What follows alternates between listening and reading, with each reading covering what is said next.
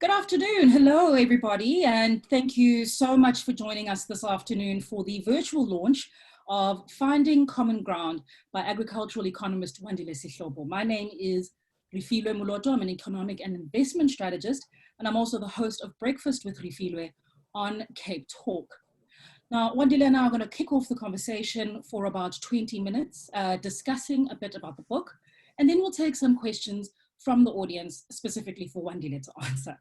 The easiest way, just for you to remember, we can't actually hear you, but you will be able to send questions to us using the Q&A function at the bottom of your screen.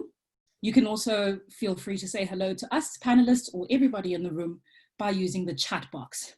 Now, just so you know, virtual and physical bookstores are now open, so you can get the ebook on Amazon Kindle or on Kobo. You can also order a copy of the book from Exclusive Books to be delivered by Uber Eats. And of course, Pan Macmillan will also post the links in the chat, and you'll be able to get an email later on in the day after the launch with a link to the recording of this particular launch, as well as all the details that you need in order to buy your copy. So without further ado, let us begin. We want to dive right in. As I say, the author is Wandile Sihlobo. He is Chief Economist of the Agriculture Business Chamber of South Africa, or AgBiz. He is a member of President Cyril Ramaphosa's Economic Advisory Council and of the Advisory Panel on Land Reform and Agriculture. It's not just that, though. He has in recent years locally breathed new life into a sector that had globally all but been relegated to a stodgy grudge pick in a fast-paced, technologically advancing world with emerging markets often eager to leapfrog the primary sector in order to keep up. Sometimes agriculture got left behind. And so with Wandile Sihlobo comes a much needed youthful and sage perspective to the critical discourse at play, which will ultimately impact the majority of youth in South Africa in terms of how we optimize our natural endowment and fairly. That's the author. Welcome, Wandile Sihlobo. Thank you so much for joining us today. Thank you so much, Refilwe, and thanks for the warm introduction. Of course. Now, to the topic at hand, the book is Finding Common Ground, Land, Equity and Agriculture. It is a collection of Wandile's key articles and columns written dealing with the critical themes of land reform, employment, inclusivity, agricultural development, and of course, South Africa's agriculture trade. So I'm happy to just dive right in to those very critical issues. Wandile, you dedicate this book to, quote, all those who toil the land to ensure that we are clothed and have food on our tables. So let's talk about those people. It's an incredibly diverse group with very varying investments or commitments in terms of ownership and hard work on that particular land. And so we know it's a polarizing issue. Why the title, and how do we find common ground? Yeah, thanks, Refilwe, for that. I think on the title, it was really about merging these sides of South Africa's agricultural economy. Because if you look at us in South Africa, I mean, we are a dual agricultural system. You have a smallholder one, which is largely Black folks, and you have a commercial one, which is largely white folks. And all of this obviously has to do with our historical perspective as the country. So over the years from 1994 up until now, the policy thinking is really about to say, how do you unite these by uplifting those that are at the lower end? And that discussion has had a number of troubling conversations throughout the years, particularly when it comes to land reform.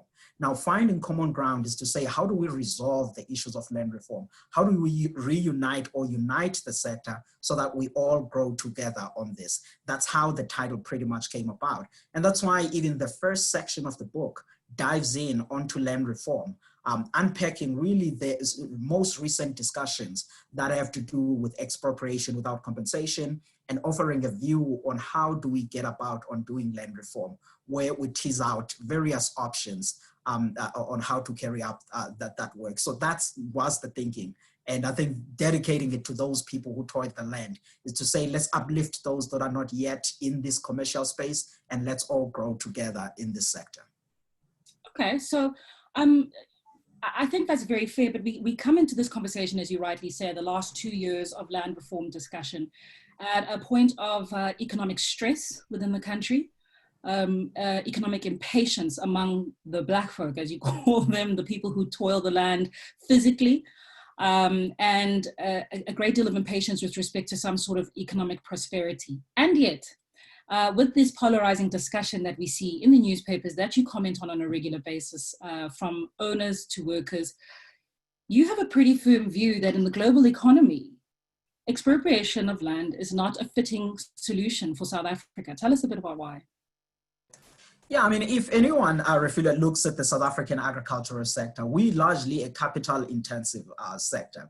So if you are looking at growing the sector or using it as part of the key sectors of the economy, as what we are envisaging at this point, particularly now on this post-COVID space, or which we are heading to, we will be thinking about agriculture as one of the sectors to lift us there. Therefore, we will need a lot of capital to flow in the sector. So if you go with expropriation without compensation, that on its own undermines that objectives. So the question or the point that I'm driving on the book is to say, don't go with expropriation without compensation, but do drive land reform. And there are various options on doing that, which is what then we offered in the book. Some of those, obviously, they led to some of the policies that are already being developed by the government. Either you are thinking about some of the PPP approaches that they're coming up with, the land donations policy that is already out now, even things that have to do with the beneficiary selection criteria, to say, bring more youth, bring more women when you are thinking about who should be the beneficiary. So we really offer some of those options in place of expropriation without compensation. Okay, so you speak about job creation, and interestingly, you separate the two sections on job creation from that on inclusivity and inclusive growth. Tell me why. Yeah, I mean, on an inclusive growth perspective, I'm really looking at a sense where I'm saying there should be serious inclusion, not only on the jobs, because you can't only say, at least on a productive sectors like agriculture, and say, hey, look, I am transformed because all my workers are Black folks and I am owning this farm. So what we are trying to get at is to say there should be an inclusive growth in partnership or in ownership of some of these patterns of the land and the businesses. That's why I've separated those key sectors. But obviously there is another important element to say, okay, once we have passed through that stage, we also need to deal with this unemployment story that is a big challenge for South Africa. And how does agriculture begin to bring employment opportunities for people in there? And that's why those sectors, that discussion had to really be segmented and be clear. So as an academic, that is very clear, but we both know land is an emotive issue. It's not just an emotive issue within this country for those that feel disenfranchised of it. It is incredibly emotive also for those who feel as though they have earned it, even if they have received an endowment many generations ago that might have been undue. How do you get us to meet in the middle? And actually, without the expropriation, without the policy directive, how do you propose, and because you've got a number of models, as you rightly said, in terms of how to solve the reform issue, how do you incentivize us to meet in the middle? Because other policy directives, for example, that don't see to it that we have expropriation, for example, Black economic empowerment, continue to be met with resistance, continue to be met with obfuscation, and those include inclusivity on ownership, on value chain participation, as well as employment. I think on an agriculture, though, Refilwe, the discussion is somewhat starting to change, and which is why I even say in the book, Finding Common Ground. And you see that as one reads the book and even the way it closes on. Because what has happened, yes, in the past, there might have been resistance, even on those that currently own the larger parts of the land in the farming areas of South Africa. But over time, they're increasingly seeing that if they're sitting on the side and they are not meeting the government and also the people that need the land in the middle, then we might begin to have some bit of a disruption, even on the production on their side. So that is why I even put the book and saying Finding Common Ground. But I think the basic thing that we also need to know is that, yes, this is linked to the historical basis, but Black people want to get the land so that they can do something that is economically viable and improve their standards of living. So in doing any transformation side, we need to be cognizant of that value. We don't want to give people land for the sake of them saying, I have the land, but nothing really happens into that. which is why I even say in some of the discussion about how to deal with this story, let's also look at some of the land that is currently available as a start that is sitting on the state, make sure it's distributed fairly across people, and then let's begin moving on some of these things, which is why there is even a land reform fund, which we structure in the book, which we say instead of maybe expropriating, this fund can be set up, many people can contribute to it, we can buy some other lands and increase the reform projects that is underway in South Africa. Okay, so let's talk about your solutions, because I quite like the way that within the book you separate them according to our starting point, which was you mentioned how differently land is owned. You look at state-owned land, you look at communal land, and you look at privately owned land. And in fact, unlike what has been the popular discourse in the media, for example, you have very idiosyncratic solutions and recommendations for each category. So won't you take us through your intervention strategy with respect to, for example, communal land? I thought was quite a creative one. Yeah, I mean, on a communal land, we have a chapter here in the book where I talk about the complexities of the communal land.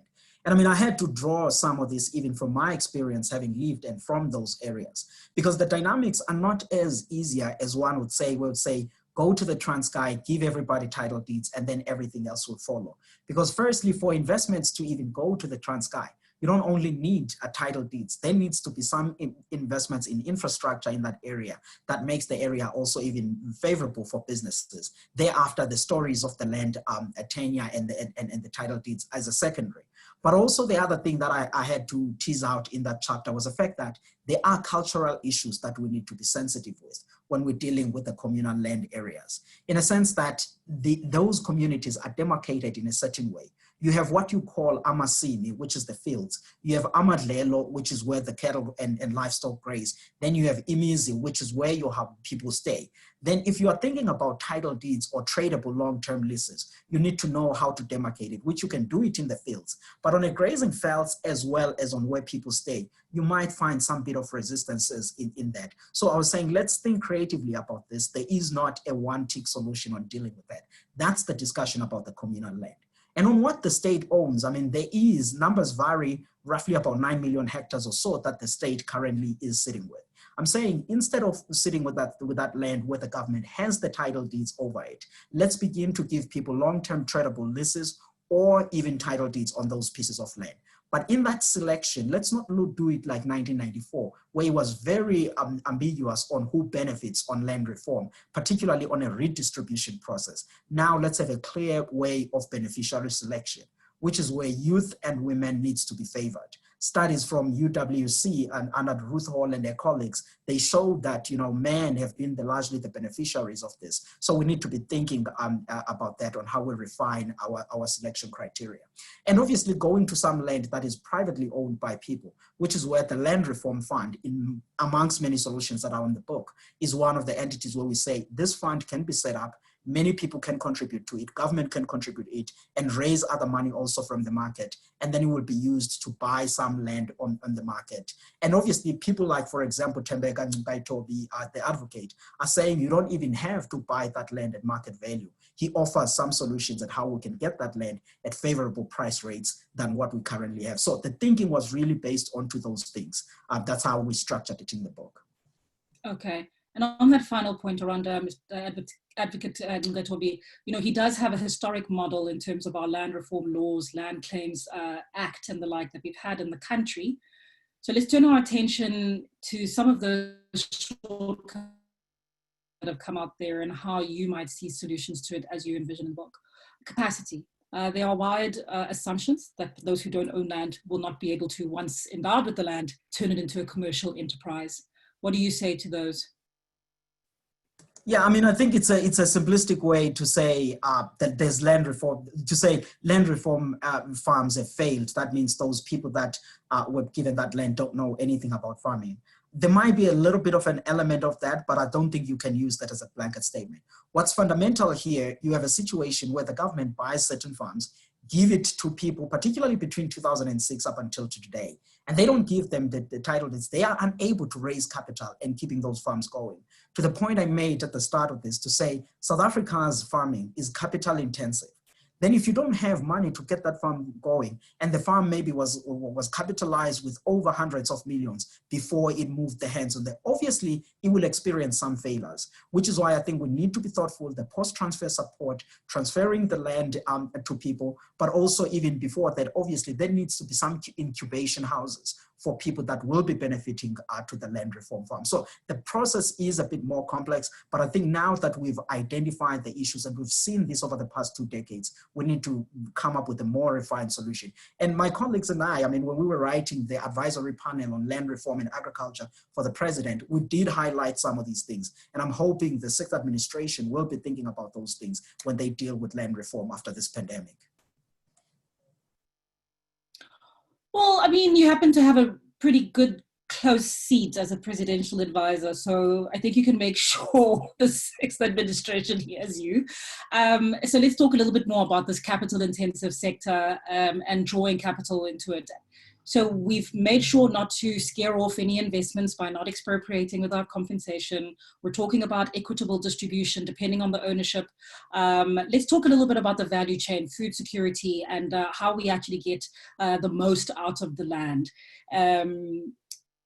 First of all, on the front of equity, would you say, for example, that where we don't have access to land ownership itself, participating in what's become a much sexier asset class, which is agriculture and agro-processing, would be an interesting place for Black people to benefit from the land? Yeah, I mean, this is all the part of the land reform, which is why I was against some of the things that could lead to disinvestments in the sector, because you don't want to end up with a situation where Black people have the land now, but they are unable to raise capital and do any productive thing on it, which is why I was saying, let's be thoughtful about this. And I think that the discussion of a transformation, which is what I allude on the book, it also doesn't end only when we are talking about the exchange of land, but obviously more aggressively also on the value chain side to say, how do you make those interlinkages? And I mean, unfortunately, those are some of the discussions that we're even having in some of the companies like what I'm working for, Actors, to say, how do you pursue those? And the issues of partnerships, that's where they begin to matter a lot. So I think that we shouldn't be thinking and talking about agriculture only at the primary level, but also we're looking more on the value chain side. And now with the digitalization and automation on agriculture, it also even becoming clear that if we're thinking about job opportunities, they will largely be on the value chain relative to the farming side if one takes a medium to long-term view on that, which is where then that transformation end should also include those. And obviously not always only by creating jobs, but in terms of the patterns of ownership of some of the agribusinesses in here. That's also part of the discussion and what needs to happen over. Okay, and so I'm quite excited about that from a solutions perspective. This is going to be my last question because I want to open up to the floor.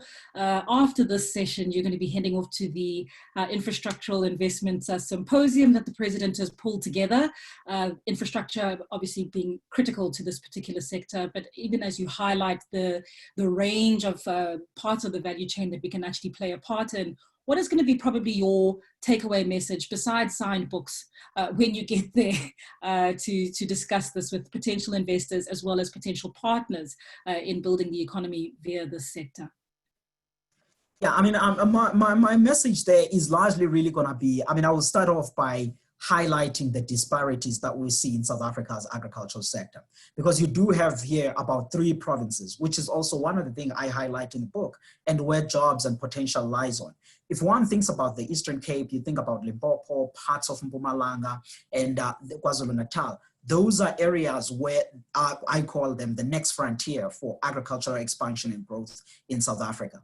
But now the commonality in those areas, with the exception of Mpumalanga, KZN, Eastern Cape, Limpopo, you do find that at least in the former homelands section in particular, the infrastructure is lacking there. Either you are thinking about roads, you're thinking about silos, that provides those linkages to markets, and water infrastructure, irrigation. Those are things that are still lacking in there. And that's what really, in part, aside from the land ownership issues and the lack of tenure, is contributing to lower levels of productivity there. And the discussion then will be about how do you firstly, we've already dealt with the land issue, but then driving in investments to be able to address those issues. There's part which private sector, agribusiness members and many people can play, but also there's fundamental infrastructure where government can actually play. And the discussion that we'll be having at 2 o'clock will actually be dealing with those aspects. And obviously we'll be having various participants which will add views towards the solutions that we are all searching for. Brilliant stuff. 1:20 on the dot. Thank you very much, Wandile. We'll turn to your questions. Thank you. Please continue to send them in via the Q&A box at the bottom of your screen. Wandile Sihlobo has got a question for you asking, would you say that the market would reach a different result to that which we see in the land reform progress we see in South Africa? That the market would reach a different result to that which we see in the land reform process we see in South Africa. I guess, Wandile, if I'm going to paraphrase for you, and please feel free to write if I'm incorrect, but I think she's asking if you were to leave it to market forces, in other words, as opposed to having a reform intervention. Yeah, I mean, no, I don't think that it would lead, because the basic story that we started on in 1994 to have land reform policy, that was the government policy to say we want the reform to actually happen. If you stop the land reform policy from a government perspective and say, okay, people, you won't get the desired results. I mean, part of the story is also the disparity in wealth on a racial dynamics in South Africa. So that would be one of the contributing factor. But also the fact that, I mean, this is linked to historical basis. We're not doing it because we feel like doing land reform. It has historical basis. There are people who were deprived of their land. So some of these things needs to happen so that the country can be able to heal and progress well. Indeed, heal is a very big one there. Wandile, the prevailing discussion around the world, I think at the moment, reflects very much the kind of tensions that we have been discussing in this country for several years. This is where I was at the beginning, just challenging how we're gonna get over the line with the meeting in the middle, whether or not we'll feel it's enough. But more importantly, for other people's questions, Tepiso says, how would you suggest funding the communal land? I think on the funding of the communal land, we have to change, like I was saying, that for areas where you are actually dealing with the fields, which is Amasini, you have there to give long-term tradable leases. Because the other reality is that, I mean, we can't continue forever relying on the state to fund that. We are in a process now of consolidation, and we know our fiscal challenges. So dealing with those, like if you have a long-term tradable leases there, and you bring in private sector to partner with those communities, which is the model, by the way, that is already starting to be. So if we have, for example, Scenic Group in the Free State, which is doing just that. In the Eastern Cape, we have the Human Stop Co-op, which is just doing that. So they are developing and doing agricultural partnerships on the communal land, and people are getting a little bit of some incomes. But I think once we even upgrade the status of the ownership patterns of those fields, then I think that we'll be able to even see much better progress. So this is an area that we need to explore. We can't leave it as it is, but I think the funding will need both parties. Thanks. Great, thank you. Deboho asks, how do you suggest we find common ground with the Ingonyama arrangement and the arbitrary manner in which access is made available? You said we can go anywhere. Access is made available to those who hunger for a parcel of land in KZN. I think it's a critical question. Yeah, I mean, that is an important question. But I mean, when I talk about the communal land, the Ingonyama is part and parcel of those categorization. Because the challenges that people face in some of the communal land of KZN are very similar with what is seen in the Eastern Cape. But obviously, dealing with some of these things, there will be sensitivity in the political economy of it. But the ultimate manner, I think that there needs to be development and improvements in people's living standards. And with agriculture, still seeing it as having a potential to uplift the people's living standards in those provinces, we'll have to deal with the Ingonyama Trust the same way we'll be dealing with communal land, any other provinces of South Africa. I'm going to push you further on Deboho's question because, you mentioned the key term, the political economy.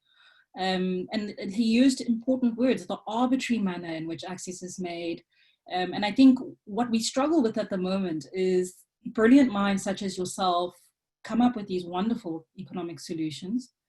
And somewhere between capacity and a lack of political will, they're not implemented, or they're implemented poorly, or they're implemented with flaws. I mean, what do you have to say to that?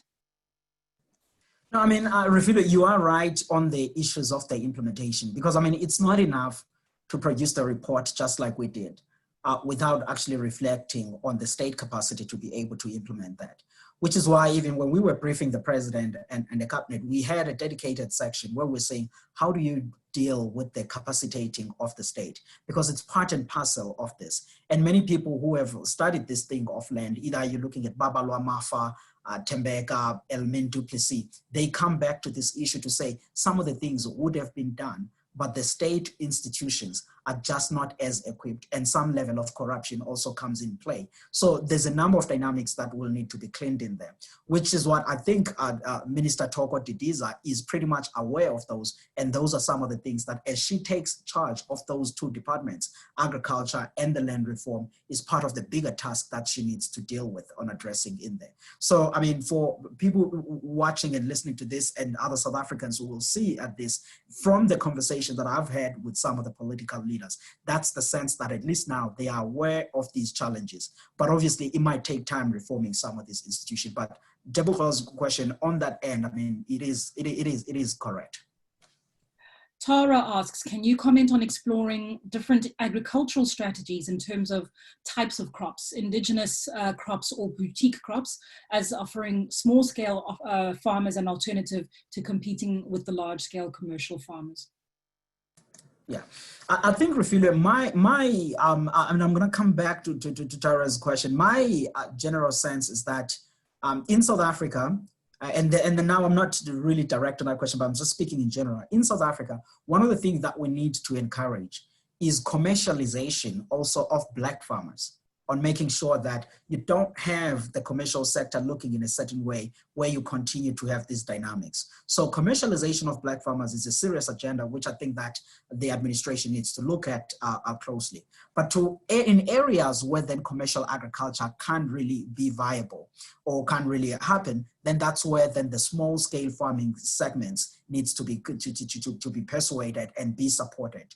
And as one looks into those things, the key crops that I still think now that South Africa should be focusing on are those that are labor intensive and high value, because of our unemployment challenges, and also the fact that we need to win on a trade side and be able to get some export earnings. And that involves the horticulture industry, fruits and vegetables. It's where we've been thriving. It's what the global market needs. And it's where South Africa, even in those provinces that I've highlighted, has some bit of an advantage to be able to expand on these areas. But obviously where there is a market available, and then we need to go for some niche crops, those can be explored. But I think the support should first go to where there's labor intensive and greater value on uplifting the standards of those communities.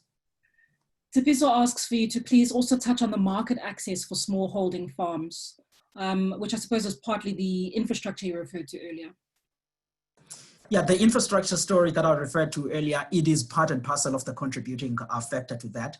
But one of the other things that now is emerging in the conversation, particularly with the lawmakers, is also being intentional even on some of their procurement strategy, whereby for certain schools, feeding schools, for certain prisons and all of the other government facilities in certain area, they need to be intentional of us to say, we'll keep a certain share whereby you have to procure food in these particular depots, developing these depots to buy food from the smallholder farmers, providing them access to market so that they can be able to get that.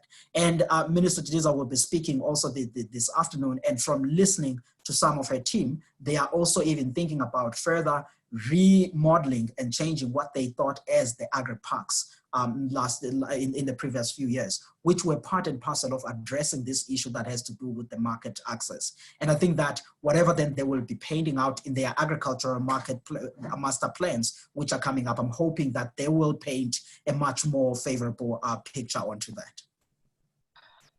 Manfred has a range of questions. I'm going to take a handful here so everyone gets a chance, saying there is an assumption that the land reform is supposed to be only for agricultural use. Is that your opinion?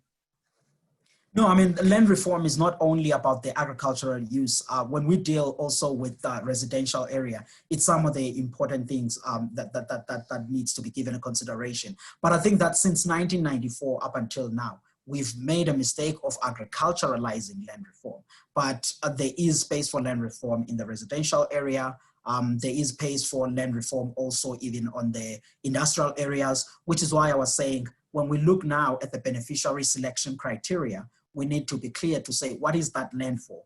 Who has the skill to actually get there? Before then the considerations of the genders and the consideration of age. And Baba Lwamafa at Workmen's Attorney, who was part of the advisory panel on land reform, she pushed this point quite aggressively to say on the urban areas, there needs to be a proper plan so that we don't agriculturalize land reform.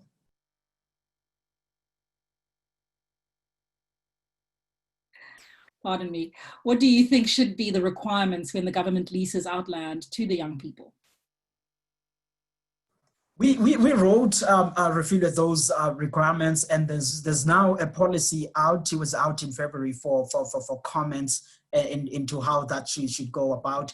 But essentially what we considered in the plan was ensuring that the age firstly is one of the things. The skill that they actually have on some level of education is one of the aspects that we have considered there, so that we can know, to the point that I was talking about, if the land is for agriculture or the land is for human settlement or it's for industrial, those are the consideration. But I think that if people want to make sure that their aspirations are covered into that, they need to really participate in some of these policies when they call in for public comments, so that their views are captured in those selection criteria.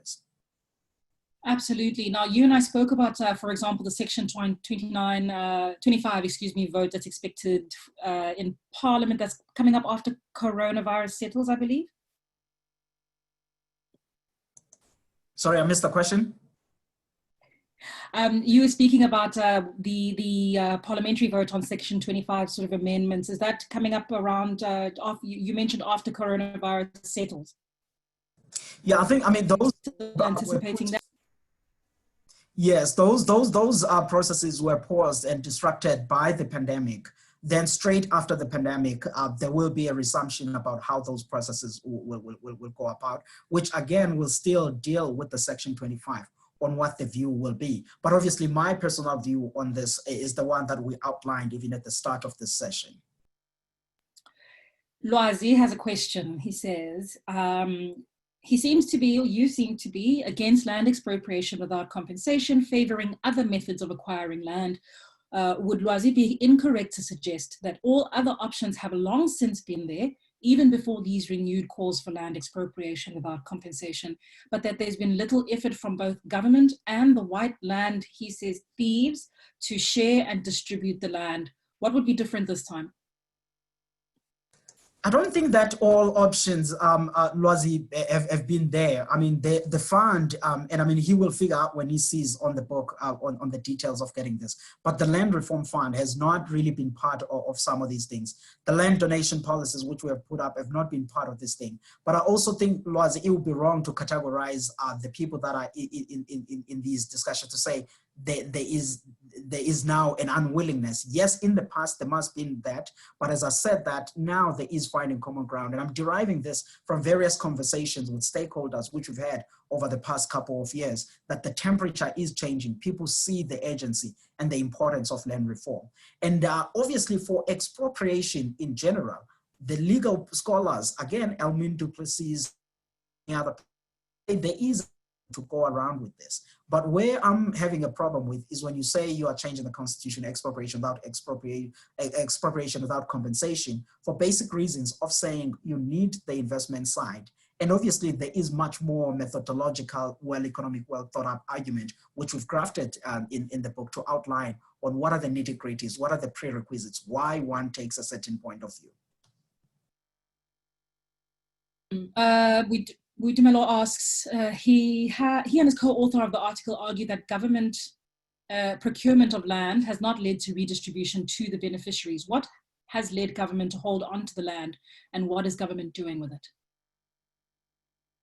Yeah, I mean, there was a period before the introduction of the proactive land acquisition strategy in 2006, where there was a sense, and I mean, this is not what government said, but this is what I've derived throughout the experience and listening to people, that there was a sense that some of the other people that were getting the land were also reselling some of the land back. and then the expenditure was growing, but the patterns of ownership were not really as changing.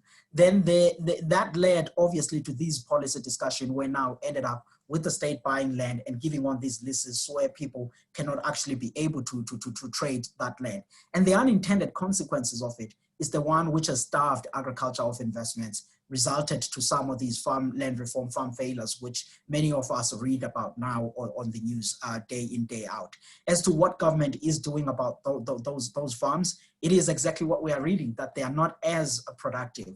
Then the discussion now is going, particularly through the government discussion about the master plans, to say, how do you take all of those farms in addition with some of the other lands that might be available on the state side, and make sure that they are part of the recovery when we think about the post-COVID-19 economy. And obviously, my personal options again is say, when you are doing that, you begin to favor those areas that can be able to grow crops and other agricultural activities that are high value, labor intensive, so that as people gain this land, they are also becoming more economically active and also contributing positively to society. So that's a great time actually for us to ask Veronica's question, which is how much land does the state own, which could be used for agriculture specifically? I mean, Veronica, as you know, in South Africa, we don't have a good sense of how much land owned by who. And I mean, I have my figures also in the first few chapters, which you will see on the book. But the sense I'm getting now, the state might be having at a range of around about 9 million hectares of land, which is from various research pieces of work that we are having. The demarcation, the clear demarcation of that, of how much is agriculture, I would say the majority of that, which is over 50%, is more on the agricultural active side. So we will see as new information emerge, and even on our report, and even some of the writing that you find in the book, the issue of land audit, a serious land audit, which also involve the academic, the government, as well as private sector, is needed in South Africa. So we can get a sense of how much we are actually dealing with. Because over the past few years, we are all dangling these figures, and you take the figures that really fit the sentiment that you want to get across, and we don't really have a much more official, clear statistics on these things. Nothing robust. But the concern, of course, is that not everybody's incentivized to give the full, but yeah, the audit is required. Pagamisa asks, in your book, Wandile, you mention as one of the challenges, the fact that the state refused to release title deeds to the newly repatriated. Do the new farmers really need the title deed if the land is already funded by the state? At that moment, Pagamisa, that was the assumption that the state would be able to fund. And they did try in their recapitalization program and other things. But right now, we are fiscally constrained. There is not money. So, and I think that also for making sure that people are not always dependent on the fiscus, but they are able to develop and be their own individual farmers. And I think that we should give them that freedom to be able to do that. And obviously, I mean, when you read even on a detail, we come up with nuances, particularly on a beneficiary selection process, where in the first 5 years, you're not really owning that piece of land when there's still some bit of incubation happening and there's still some government involvement. But the minute you are back on your foot, then you are able now to take on your own. So the process has to be a bit more nuanced, but at the end, people have to get the title deeds, and they do need it.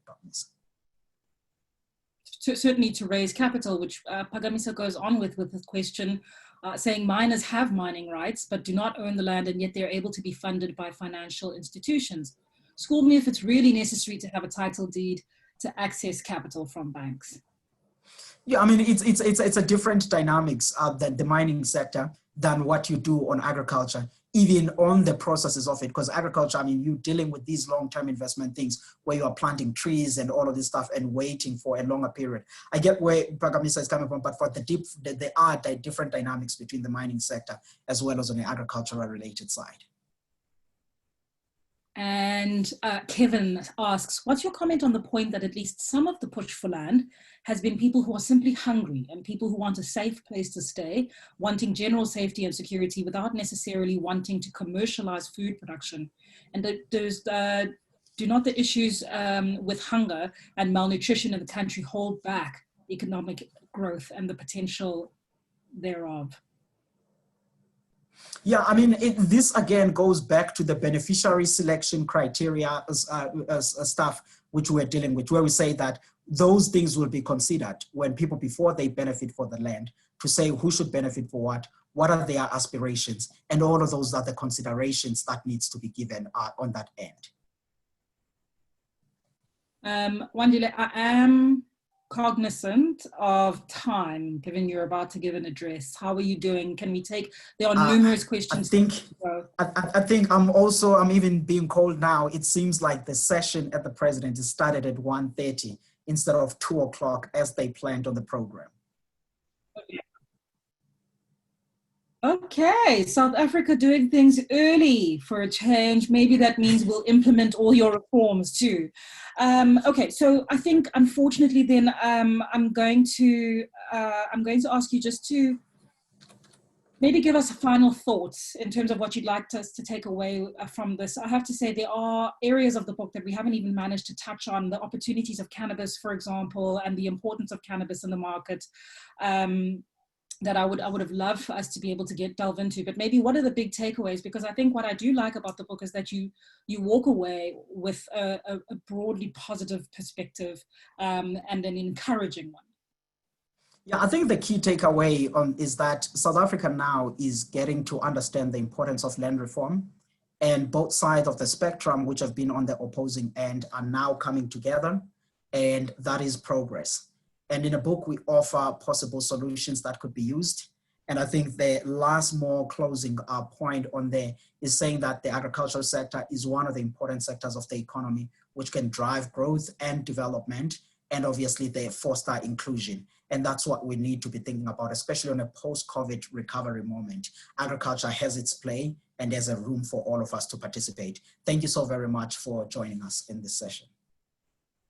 Indeed. Thank you so much to you, Wandile, for this. It's been excellent to all of you listening and watching on Facebook or on Zoom for joining us today. Please feel free to get your copy of the book from Exclusive Books. I think Eileen has actually sent the link.